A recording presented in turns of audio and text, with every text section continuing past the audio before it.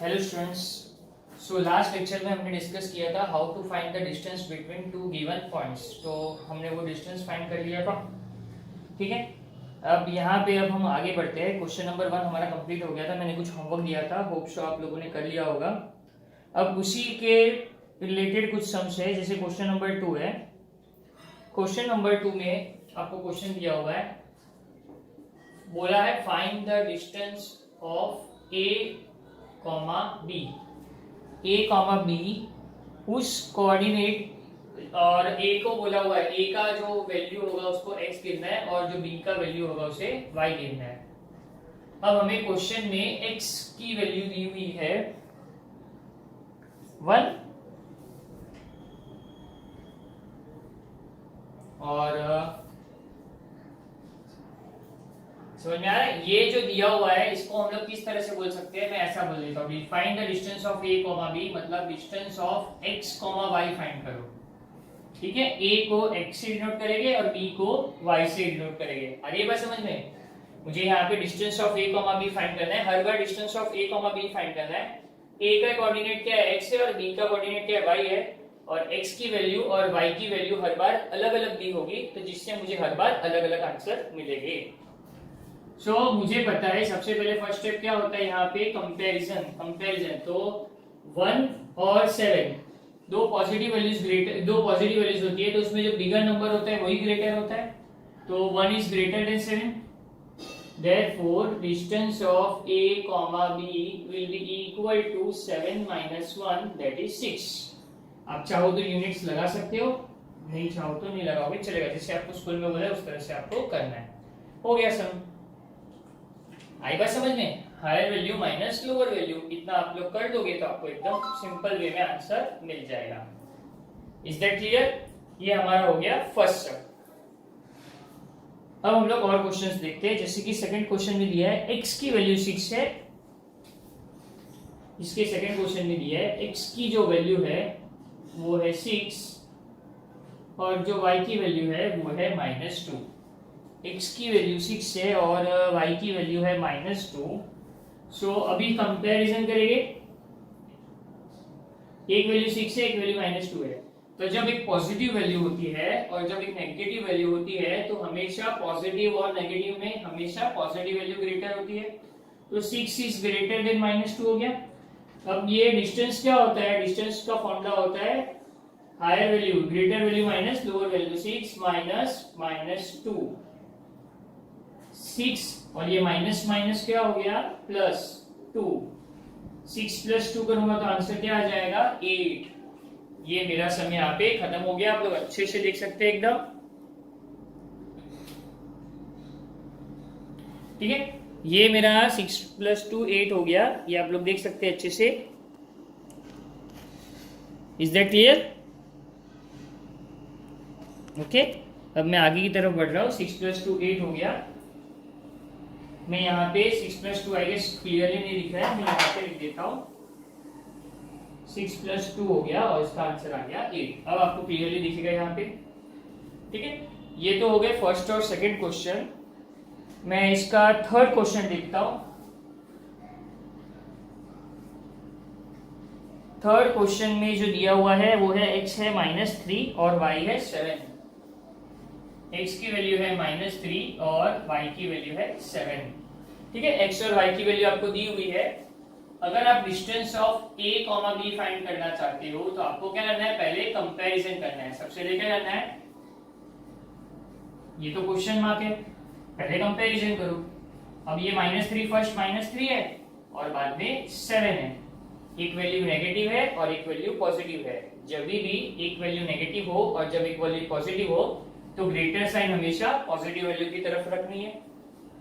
सो जब मैं कंपेयर करूंगा तो मैंने कंपैरिजन तो हो चुका है, अब मैं क्या करूंगा, higher value minus lower value, 7 -3,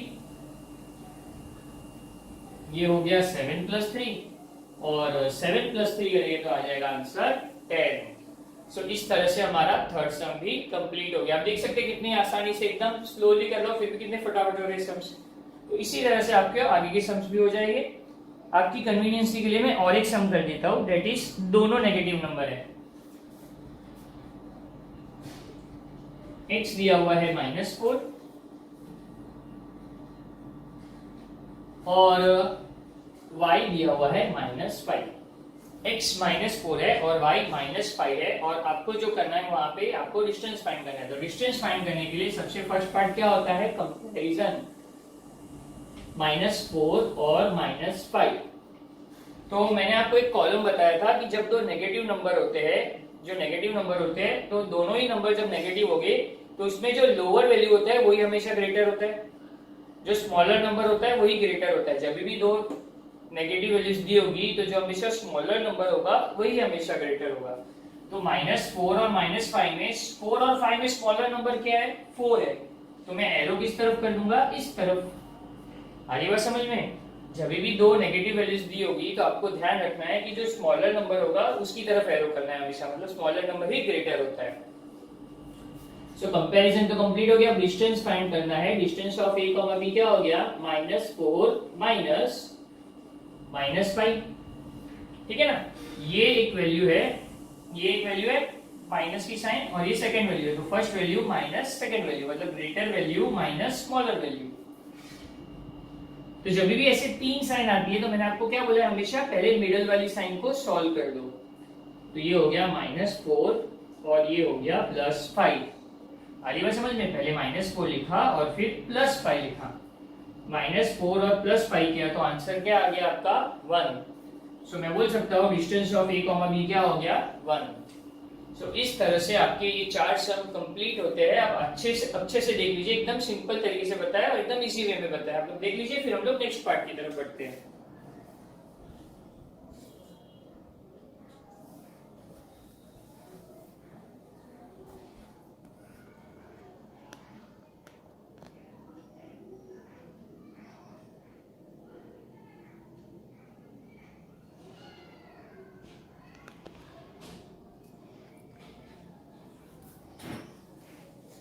चलिए, इज दैट क्लियर? अब हम आगे बढ़ते हैं।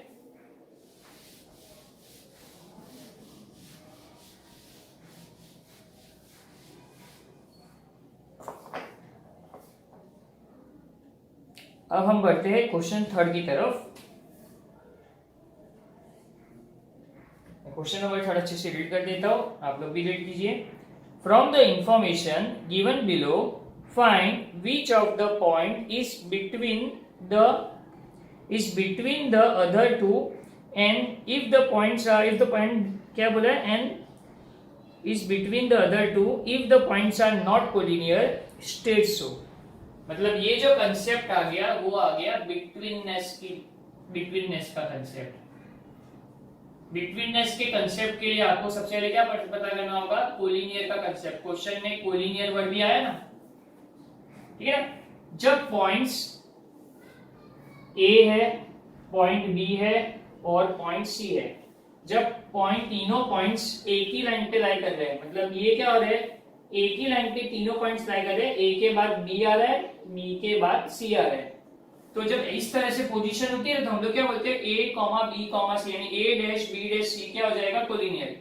लेकिन अगर मैं ऐसा बोलूं, ये A इधर है, B इधर है, लेकिन C ऊपर है, समझ में आ रहा है? A इधर है, B इधर है, C ऊपर है, तो यहाँ पे तो A और B स्ट्रेट लाइन में है, लेकिन C अलग लाइन में आ गया ना, तो क्या ये कोलिनियर बनेगा? नहीं। कोलिनियर में पॉइंट्स क्या होते हैं, स्ट्रेट लाइन में होते हैं। कोलिनियर में सारे पॉइंट्स क्या होते हैं, स्ट्रेट लाइन में होते हैं, एक ही लाइन के ऊपर सारे पॉइंट्स लाई कर रहे होते हैं, तो हम लोग उसको कोलिनियर बोलते हैं। लेकिन जब दो पॉइंट नीचे थे, एक पॉइंट ऊपर चला गया, तब ये तो क्या हो गया, ये लाइन फॉर्म कर रहा है कि ट्रायंगल। आप देख सकते हो जब ऐसे पॉइंट सिचुएशन होती है, दो पॉइंट्स एक लाइन में, थर्ड पॉइंट अलग है, तो ये क्या हो रहा है, ट्रायंगल फॉर्म कर रहा है। जबकि पॉइंट्स कोलिनियर होते हैं तो क्या फॉर्म होता है, लाइन फॉर्म होता है। और बिटवीननेस, अब कोलिनियर पता चल गया तो पहले बिटवीननेस भी समझ में आ जाएगा। बिटवीननेस में होता है कि which point is between the other two. Between का मतलब होता है कौन सा पॉइंट किन दोनों पॉइंट्स के बीच में है। थोड़ा सा फास्ट हो गया होगा तो मैं आपको एकदम अच्छे से वापस समझाता हूँ। आपको ध्यान रखना है, कभी पता चलेगा पॉइंट्स कोलिनियर है और कभी पता चलेगा पॉइंट्स कोलिनियर नहीं है। जब आपके सारे पॉइंट्स एक ही लाइन पे आ जाएंगे तो आप बोल सकते हो पॉइंट्स कोलिनियर है। A पहले है, B बाद में है, C इसके बाद में है, तो आप बोल सकते हो इसको लिखने का तरीका क्या होता है, A dash B dash C। ये इसको लिखने का तरीका होता है। और इसमें आप ये बोल सकते हो कि point B is between A and C, point B is between A and C. तो इस तरह से ये कोलिनियर वाला, ये स्ट्रेट लाइन कोलिनियर और ये बिटवीननेस लिखने का तरीका है। बिटवीननेस कब आएगा, ये देखो, ये बिटवीननेस वाला कब पार्ट आएगा, ये बिटवीननेस वाला पार्ट ये लिखने की जरूरत कब पड़ेगी, जब आपका पॉइंट्स कोलिनियर होगा। ठीक है, ये कोलिनियर के लिए डायग्राम दिया और ये मैंने बिटवीननेस के लिए डायग्राम दिया। तो इससे पता चलेगा कोलिनियर आप इस तरह से लिखते हैं, बिटवीननेस आप इस तरह से लिखते हैं। आई बात समझ में? ठीक है, अगर पॉइंट्स कोलिनियर नहीं है, अगर पॉइंट्स कोलिनियर नहीं है तो बिटवीननेस की जरूरत नहीं पड़ती। बिटवीननेस की जरूरत तो पड़ती है जब पॉइंट्स कोलिनियर है तो ही बिटवीननेस है। अगर कोलिनियर नहीं है तो बिटवीननेस की भी जरूरत नहीं है, क्योंकि कोलिनियर में क्या होता है, 3 पॉइंट्स होते हैं जिसमें एक पॉइंट 2 पॉइंट के बीच में होता है। लेकिन आप देख सकते हो यहाँ पे तो 2 ही पॉइंट आ रहे हैं, तो कोई पॉइंट किसी के बीच में आने से रहा, एक लाइन पे सिर्फ 2 ही पॉइंट आ रहे हैं, इसके लिए यहाँ पे पॉइंट्स कोलिनियर नहीं है। अगर कोलिनियर नहीं है तो बिटवीननेस भी नहीं आएगा। आ रही है बात समझ में? जब पॉइंट्स कोलिनियर होंगे तो ही आप बिटवीननेस बताओ, जब पॉइंट्स कोलिनियर नहीं होंगे तो आप बिटवीननेस मत बताओ। ठीक है, अब हम देखते हैं अब पता कैसे चलता है पॉइंट्स कोलिनियर है कि नहीं है। ये तो मैंने आपको ऐसे रफली समझाया कि डेफिनेशन समझाया कि 2 पॉइंट के बीच में एक पॉइंट आ जाते हैं, सारे पॉइंट्स एक पॉइंट में एक ही लाइन पे आ जाते हैं तो कोलिनियर है। क्वेश्चन में कैसे समझ में आएगा पॉइंट्स कोलिनियर है कि नहीं, देखिए किस तरह से आएगा। मैं distance of A comma B लिखता हूं 4, distance of B comma C लिखता हूं 5 और distance of A comma C लिखता हूं 9। ठीक है, आपको पता करना है कि पॉइंट्स कोलिनियर है कि नहीं, तो किस तरह से करना है, मैं एकदम शॉर्टकट मेथड बता रहा हूं। आपके पास 3 वैल्यू दी हुई है, 3 वैल्यू में से 2 छोटी वैल्यू कौन सी है, 4 और 5। 2 छोटी वैल्यू को प्लस करके देख लो, 4 + 5 करो, क्या आ रहा है, 4 + 5 करके तो आप बोलोगे तो 9 आ जाएगा, मतलब 9 आ जाएगा, मतलब ये इससे सेम आ रहा है ना। 2 छोटी वैल्यू को मैंने प्लस किया, मतलब 4 और 5 को प्लस किया, तो मुझे जो आंसर आया वो थर्ड आंसर के बराबर आया ना, मतलब 4 + 5 क्या हो गया, 9 आ गया ना। इसका मतलब इसका सम जब इसके बराबर आ जाएगा तो हम बोलोगे पॉइंट्स आर कोलिनियर। जब इन दोनों का सम इसके बराबर नहीं आएगा तो हम बोलेंगे पॉइंट्स आर नॉट कोलिनियर। आ रही बात समझ में? कोलिनियर कब बोलेंगे, जब दोनों का सम थर्ड के बराबर होगा तो पॉइंट्स क्या हो जाएंगे, कोलिनियर होंगे। अगर सम थर्ड के बराबर नहीं होगा तो पॉइंट्स कोलिनियर नहीं होंगे। आई बात समझ में? ठीक है, तो अब हम लोग एक्सरसाइज पे आते हैं। एक्सरसाइज 3 का फर्स्ट सम करते हैं।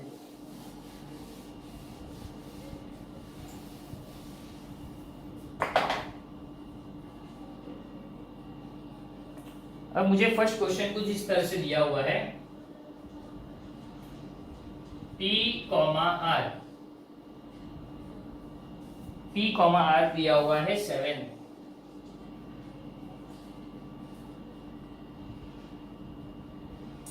P, Q दिया हुआ है 10, Q, R दिया हुआ है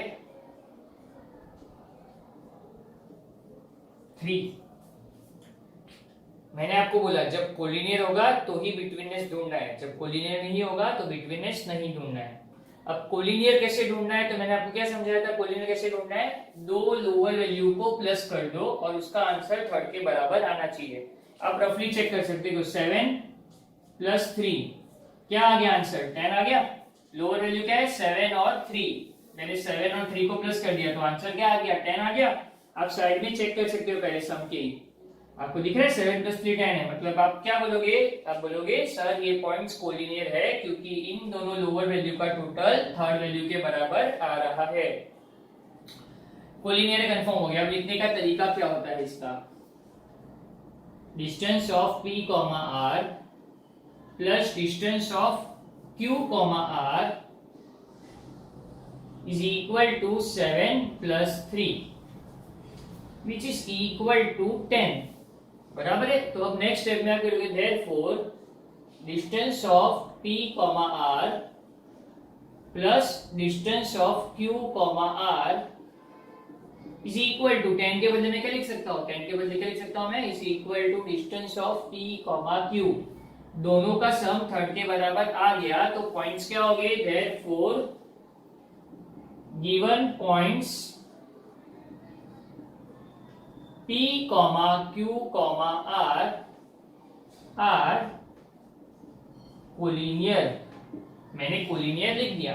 अब आप बोलोगे सर कौन सा पॉइंट किन दोनों के बीच में है वो बताओ, बिटवीननेस वाला पार्ट बताओ। कोलिनियर है तो बिटवीननेस है, मैंने बोला है।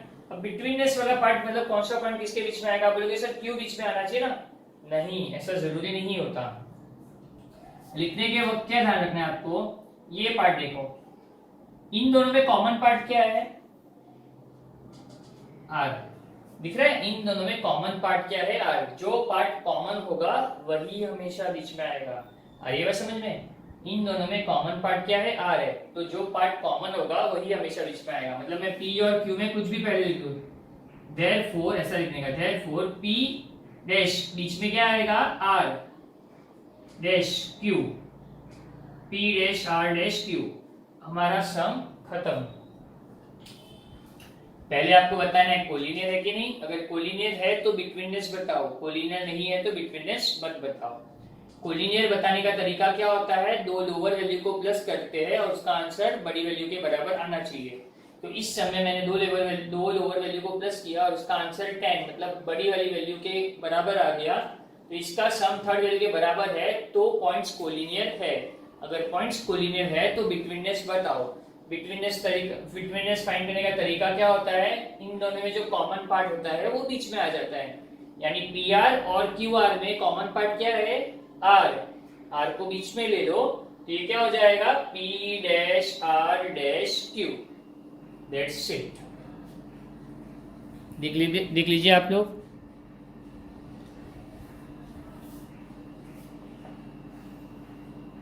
बिटवीननेस के मैं और 2 सम ले रहा हूं, फिर ये बिटवीननेस वाले 3 सम जो रहेंगे वो आपके होमवर्क रहेंगे, मैं सेकंड और थर्ड सम ले लेता हूं। थर्ड का फर्स्ट किया मैंने, ये थर्ड का फर्स्ट पार्ट था।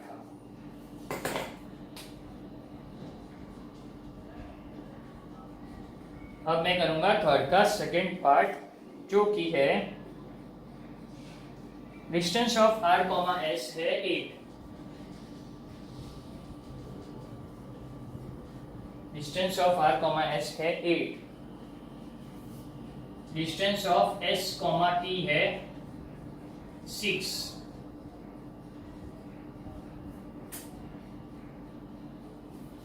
और distance of R comma T है 4। ठीक है, आपको तीनों के डिस्टेंस दिए हुए हैं, तो आपका फर्स्ट काम क्या होता है, दो लोअर वैल्यू को प्लस करो। आप इधर साइड में भी कर सकते हो, देखो 6 और 4 दोनों 8 से छोटी वैल्यू है, तो 6 और 4 को प्लस कर दो। 6 और 4 को प्लस किया तो आंसर क्या आ गया, 10। क्या 10 8 के बराबर है, इन दोनों का सम इसके बराबर आना चाहिए ना, तो क्या 10 8 के बराबर है, नहीं है, 10 और 8 इक्वल नहीं है। जब ये इन दोनों का सम इसके इक्वल नहीं आएगा तो आप क्या बोलोगे, सर पॉइंट्स कोलिनियर नहीं है। और अगर पॉइंट्स कोलिनियर नहीं है तो हमें बिटवीननेस बताने की जरूरत भी नहीं है, क्योंकि अगर पॉइंट्स कोलिनियर नहीं होंगे तो बिटवीननेस एग्जिस्ट नहीं करेगा। लिखने का तरीका क्या होगा, सबसे पहले distance of S comma T plus distance of R comma T, distance of S comma T और distance of R comma T लिखा, जो कि है 6 + 4 दैट इज 10। अब हम कंपेयर, ये तो हो गया, आपने कैसे लिखा, distance of S comma T, therefore distance of S comma T plus distance of R comma T is equal to, नहीं, is not equal to R comma S. दिख रहा है ना, इसका आंसर 10 है, इसका आंसर 8 है, इसके लिए मैंने नॉट इक्वल टू का साइन डाला। अगर दोनों का आंसर सेम होता तो मैं इक्वल टू का साइन डालता, जैसे पहले सब में हमने किया। तो नॉट इक्वल टू का साइन डाल दिया, तो मैं बोलूंगा therefore points R, S, T are not collinear. That's all. ये मेरा सम यहाँ पे ही खत्म हो जाता है। आई बात समझ में? Therefore distance of r, s, t are not collinear. ये वाला पार्ट मेरा खत्म हो गया। कोलिनियर नहीं है तो बिटवीननेस एग्जिस्ट नहीं करेगा। मैंने आपको पहले ही बता दिया था, मेरे को इतना ही करना है सम। देख लीजिए ये सम।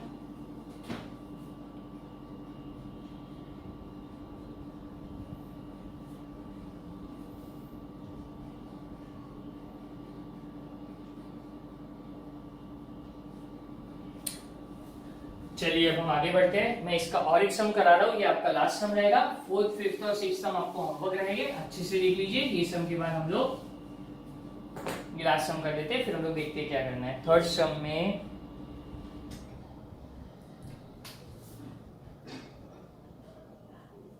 सम में आपको कुछ दिया हुआ है। थर्ड सम में आपको दिया है distance of a, b is equal to 16।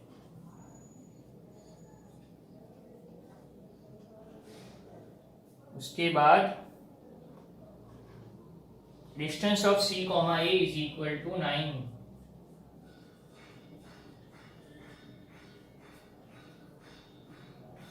Distance of b, c is equal to 7। ठीक है। अब सबसे पहले आपको क्या काम करना है, साइड में आपको वर्किंग करना है। मैं आपको समझाने के लिए साइड में कर रहा हूँ, बाकी साइड में करने की कोई जरूरत नहीं है। तो आपकी कन्वीनियंस के लिए आपको एकदम इजीली समझ में आए। दो छोटी वैल्यू है, 16 जो है 9 और 7 से 16 से 9 और 7 छोटी वैल्यू है, तो पहले दो छोटी वैल्यू को प्लस कर दो। 9 प्लस 7 क्या आ गया? 16। इन दोनों को प्लस किया तो इसका आंसर इसके बराबर आ गया।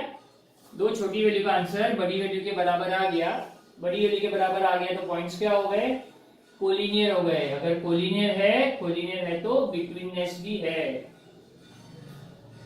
आई बात समझ में? बिटवीननेस का मतलब हमको ये बताना होता है कौन सा पॉइंट इन दोनों पॉइंट्स के बीच में है, उसको बोलते हैं बिटवीननेस। ठीक है। सो ये आपका एक फॉर्मेट होता है। अगर कोलिनियर है तो बिटवीननेस है, अगर कोलिनियर नहीं है तो बिटवीननेस भी नहीं है। अब मैं इसको लिखता हूँ। एग्जाम में किस तरह करना होगा आपको? सबसे पहले दो इन दोनों को प्लस करना है। पहले मैं लिख देता हूँ डिस्टेंस ऑफ c, a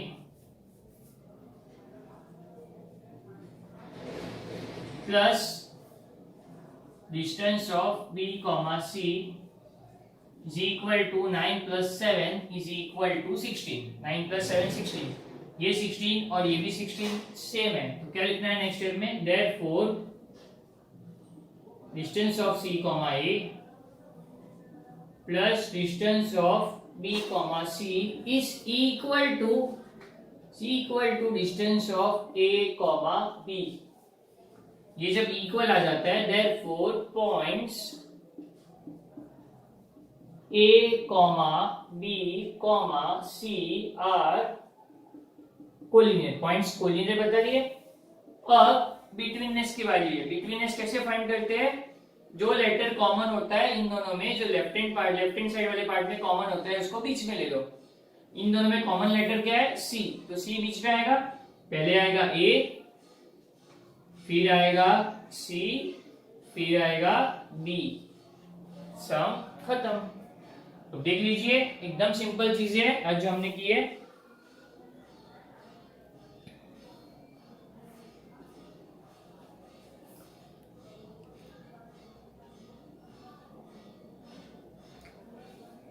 आज आपका काम रहेगा इसके फोर्थ, फिफ्थ और सिक्स्थ सम सॉल्व करने हैं। तो यहाँ तक मैं आपको आज करवा रहा हूँ, आप लोग ये कर लीजिए। ये समझ में आ गया तो हम लोग नेक्स्ट लेक्चर में इसके आगे जाएंगे, और हो सकेगा तो हम लोग नेक्स्ट लेक्चर में ये एक्सरसाइज खत्म कर देंगे। ये सारे सम्स कर लीजिए। अभी हम नेक्स्ट लेक्चर में मिलेंगे। चलिए बाय।